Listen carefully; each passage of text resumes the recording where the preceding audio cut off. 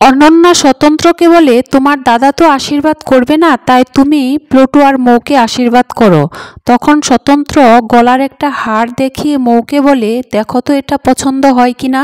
তখন মৌ বলে, ওয়াও, খুব সুন্দর। তুমি আশীর্বাদে এত সুন্দর গিফট দিচ্ছ, বিয়েতে কি করবে? তখন স্বতন্ত্র বলে, দাঁড়াও, বিয়েটা আগে আসুক, তারপর দেখা যাবে। কুর্চি তখন বলে, আমরা তো এসবের কিছুই জানি না, তাই এখানে এসে খুব অপ্রস্তুত লাগছে। কমলিনী বলে, সেটা তো আমারও লাগছে, দেখো না আমি মৌয়ের পিসি হই, আমাকেও মৌয়ের আশীর্বাদের কথা কিছুই জানায়নি, তাই আমি ঠিক করেছি আমার গলার মালাটা খুলেই আমি ওকে আশীর্বাদ করব। তখন স্বতন্ত্র বলে, এসবের দরকার নেই, তুমি বরং এই হারটা নিয়ে আমাদের সকলের হয়ে মৌকে আশীর্বাদ করো। অনন্যা তখন বলে উঠে, তোমার গিফট কেন কমলিনী দেবে? স্বতন্ত্র বলে, আমি সবার হয়েই এই গিফটটা কিনেছিলাম তাই।